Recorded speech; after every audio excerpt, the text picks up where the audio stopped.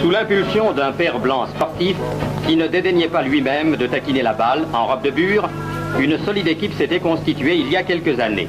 Bien sûr, on n'avait pas encore osé jeter la candoura aux orties pour la troquer contre un maillot et une culotte. Bien sûr, les règles étaient encore imprécises pour les joueurs et le terrain dur et poussiéreux n'évoquait que de très loin la verte pelouse de Colombes. Mais enfin, on découvrait avec curiosité le football. Le sport d'équipe, nouvelle religion révélée par le bon père, qui savait prêcher d'exemple, n'allait pas tarder à recruter de nombreux prosélytes, conquis d'emblée par ce jeu passionnant. Lorsqu'il se rend au stade pour diriger l'entraînement du Gallia, Carizio ne manque jamais de faire une petite halte chez le marchand de Calentica, cette friandise typiquement oranaise, faite de pâtes de pois chiches sucrées.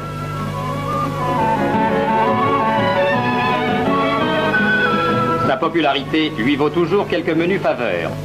En Algérie, plus encore que partout ailleurs, les exploits sportifs font rêver les jeunes imaginations. Les galopins d'Alger et d'Oran sont des supporters diligents pour leurs clubs respectifs, comme ceux de Nîmes ou de Reims. Carizio est devenu tout naturellement l'idole des jeunes Oranais, à tel point que lorsqu'au café il s'amuse au football de table, il le contemple avec autant d'admiration que s'il disputait la finale de la Coupe d'Afrique du Nord. Avant l'entraînement, comme avant le match, Carizio entoure d'un bandage sa main blessée et la protège d'un gant spécial. Grâce à cette précaution, il a pu faire toute la saison sans interruption malgré sa blessure. Une séance d'entraînement personnel pour commencer. Le capitaine du Gallia fait bombarder ses buts de tous les côtés. Détente, souplesse, promptitude des réflexes, esprit de décision, audace, ces qualités innées chez un goal de classe ne se développent et ne s'entretiennent que par un travail constant. Carizio le sait parfaitement et c'est pour cela qu'il est très dur avec lui-même. Mais il n'oublie pas qu'il est aussi responsable de la forme de ses coéquipiers. Et c'est avec une rare conscience qu'il dirige leurs exercices. L'entraînement du footballeur, qui doit être capable de contrôler la balle, aussi bien de la tête que du genou ou du pied, et dans n'importe quelle position, ressemble en tout point à celle du jongleur.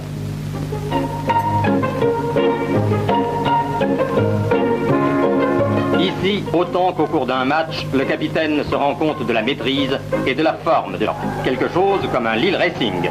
Présentation des équipes. Les Saint-Eugénois sont en maillot rayé, les Oranais ont des parements en forme de V. Coup d'envoi. L'enjeu est d'importance et dès les premières escarmouches, on note une résolution et une ardeur extrême chez les 22 joueurs. Tandis que, massés sur les gradins populaires, les supporters du Gallia encouragent chaleureusement leur équipe, ceux d'Alger, à l'ombre des tribunes couvertes, sont indifférents à la fiche de boxe qui annonce le championnat de France des mi-lourds. C'est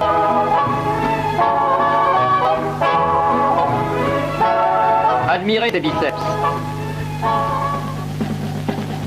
Au Majestic d'Alger, pour le championnat de France des mi-lourds, Yvel, qui porte une culotte blanche, rencontre ce soir Aïrabédian. Les adversaires cherchent la distance et le combat s'engage. Dès le début, même pour un profane, la supériorité de l'Algérois est évidente. Meilleure garde, jeu de jambes plus souple, coup plus précis, le style d'Yvel est incontestablement d'une classe au-dessus.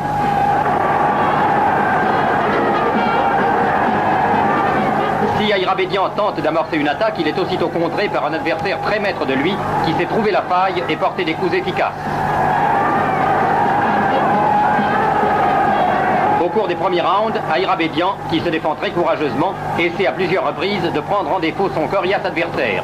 Mais Yvel est sur ses gardes, prêt à parer à chaque coup dangereux et à contre-attaquer de façon fulgurante. Aïrabédian, acculé dans les cordes, ne réagit plus que mollement. Yvel sent que l'instant est venu de forcer la décision. Il place une très belle série à la tête, qui va achever d'user la courageuse résistance d'Aïrabédian. Et c'est la victoire d'Yvel par abandon. Le jeune boxeur est l'objet d'une ovation délirante.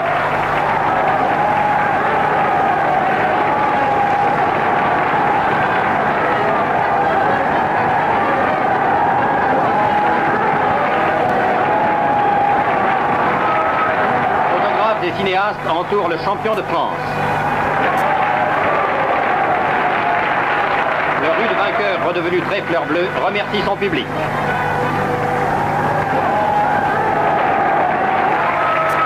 La nouvelle de la victoire d'Yvel se répand comme une traînée de poudre à travers toute l'Algérie. Dans les villes, elle court les rues au rythme allègre des jambes brunes des petits crieurs de journaux qui n'auront pas à subir, heureusement, le triste sort du coureur de marathon.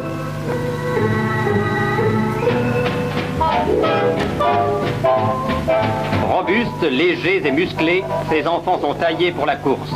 Ce sport de base, qui constitue le premier pas sur le chemin de l'athlétisme et ouvre la voie à tous les autres sports.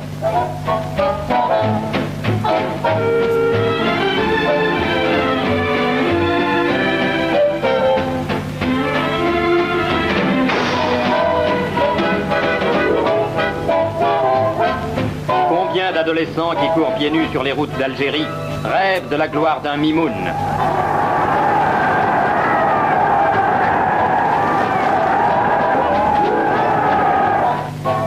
On envoie traverser d'un pied léger le pont du Rumel à Constantine.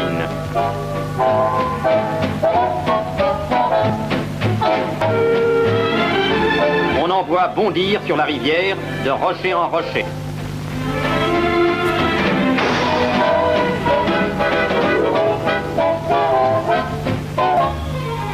Pendant ce temps, Joe et Bernard, sous l'œil attentif de Cals, nagent avec un bel ensemble.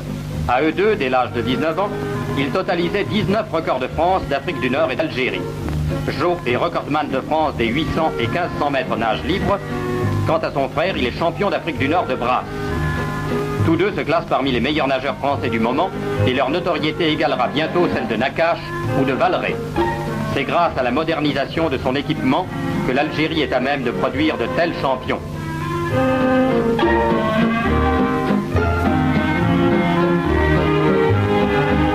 Une fois par an, ce panneau a l'air d'une ironie. Le jour de la populaire épreuve de la traversée du port d'Alger à la nage, dont cette fois les Bernardeaux seront les vedettes.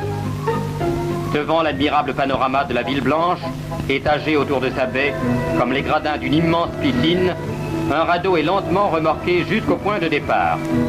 Plus de 100 concurrents, la fine fleur de la natation algéroise, sont engagés dans l'épreuve.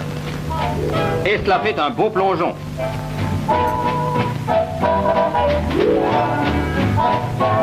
Dès les premières brasses, la classe internationale parle.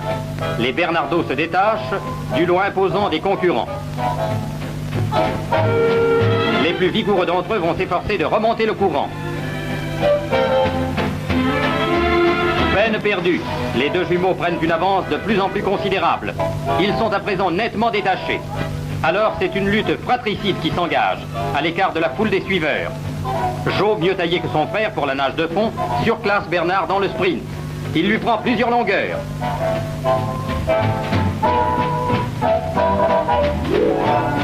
Et en se frayant un chemin à travers les détritus du port, Joe aborde en vainqueur au quai que rendit célèbre le film Pépé le Moco. Quant à Bernard, il devra se contenter de la place de brillant second.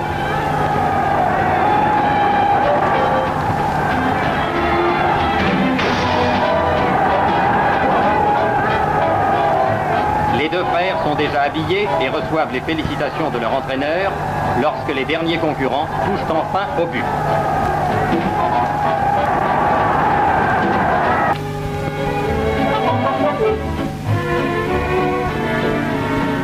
Les photographes et les starlettes mascottes qui papillonnent autour de l'équipe vedette de Paris, surtout à la veille d'un match de coupe, ne tarissent pas d'éloges sur la modestie et la gentillesse de Salva. Et voici qu'arrive le jour dont rêve chaque sportif de France, la finale de la Coupe à Colombes, en présence du président de la République et de 60 000 fanatiques du ballon rond. Cette apothéose du football français, Salva l'a vécu. Il a tenu vaillamment sa place dans un racing des grands jours, éblouissant, imbattable, qui a ravi à Lille le trophée tant convoité.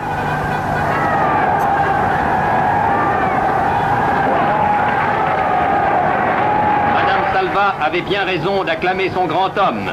Ce jour-là, le gosse qui, il y a 20 ans, molestait les boîtes de conserve dans les ruelles de Saint-Eugène, a connu les minutes les plus exaltantes de sa vie. Grâce à des athlètes de cette trempe, le sport nord-africain a atteint le stade qui classe un pays sur le plan international. L'Algérie tente à devenir le réceptacle où la France puise ses meilleurs champions.